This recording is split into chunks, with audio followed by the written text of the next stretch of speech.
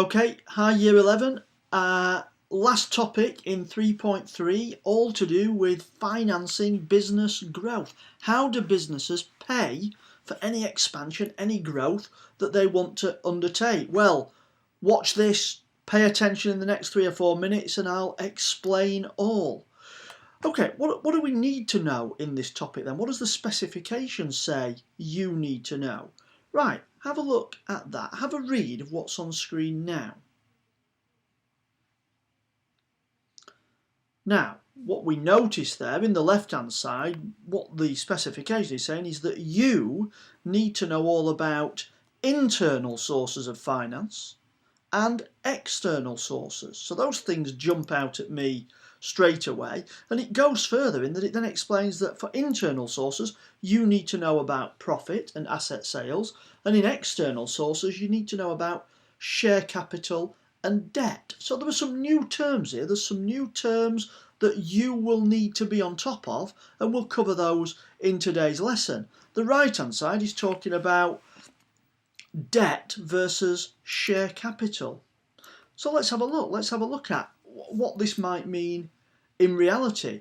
Well, what is business growth first of all? Imagine a business wanting to grow. It might well be that it just wants to operate on a bigger scale to increase revenue and profit.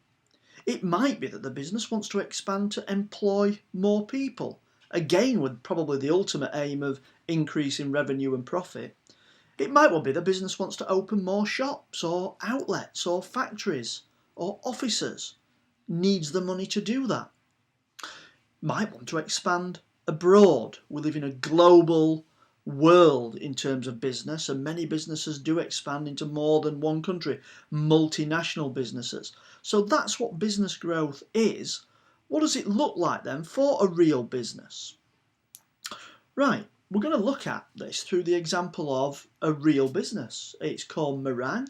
It's a bakery and cafe close to where I live in Chesterfield. It's one of my favourite businesses. It's a lovely bakery, fantastic bacon sandwiches actually. There's Neil. There's the sort of the shop front. Now, imagine this. Imagine that Meringue wants to expand. At the minute, there is one cafe, bakery. There it is. It's on screen now. What if the business wanted to expand, open another one? It's a successful business. It might do well if it opened another one, say, in Barnsley. So how will it fund that? Because that money doesn't grow on trees. That money has to come from somewhere.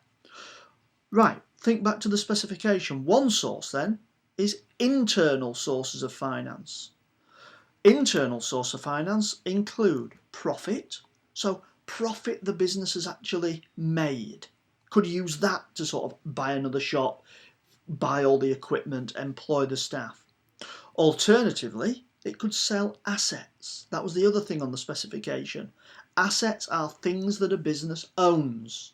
So it might be equipment, it might be vehicles, it might be buildings. Assets, importantly, things a business owns. Alternatively, it could be external sources of finance. As the name suggests, external source of finance come from outside of the business.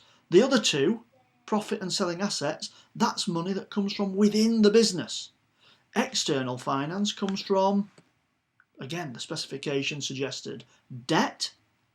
Think about that as loans or mortgages, or it might include selling shares. So getting shareholders to buy shares in your business, you get the money in and can do with it what you actually want.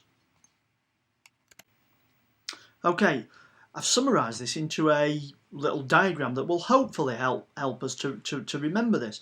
Internal finance comes from funds that come from within the business, profit or sale of assets. External finance comes from sources outside of the business. That's logical, that makes some sense. What we've said then is that an important source of internal finance is profit. Okay, that money can be ploughed back into the business. What I'm suggesting here though is that the owner will lose that money. Okay, so if the owner was planning on buying a new car or going on a holiday, well, no, they're going to use that money to expand. Of course, a benefit of profit is that nothing has to be repaid. Okay, an external source of finance then is debt, the D word, loans or mortgages from a bank. Interest clearly will need to be paid on any loans taken out. Fixed costs will increase. It's a drawback of debt, but it will bring in a lot of money, and quite quickly, to help fund that expansion. Another internal source of finance then is the sale of assets, selling equipment and property that the business owns to raise that finance. Again, nothing to repay, but realistically, how much could be raised? Okay, the business might not have many assets or assets that it can afford to sell to fund that expansion. Selling shares is the other external source of finance that you need to know. Shareholders, there's a key word for this one. They will become owners of the business with you. There is nothing to repay when you sell shares, so fixed costs will not increase. However, if you make any profit, a share of those profits go to the shareholders. That's why they buy shares in your business. Okay, there are the four things. There are the four sources of finance you need to know. Right, let's come back to Meringue then. How might Meringue best fund its expansion if it did want to open up another bakery? It's a relatively new business. It's only been open 12 months. It's doing well. It's making some profit, but not a lot at this stage, and it also doesn't have many assets. The assets it has are what you can see on screen there. So probably internal finance is not the best source of finance to fund Meringue's expansion. In fact, where it would need to be looking would be to external sources like debt, like loans and mortgages, or selling shares. That's what would be appropriate for this business. Importantly, you can see that on screen. The type of finance needed will depend on the particular sort of business. Context questions. If you were going in saying that the best way for Meringue to expand is by selling its assets, I'd be questioning your application. The business doesn't have a lot of assets. Okay, that is it. We'll do some more work on this. We'll do some case study type work, and we'll look at some real life examples. Just to test your knowledge now, let's have a look at 3 questions to see how you go.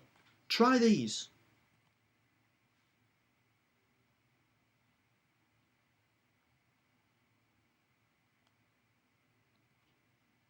Question 2.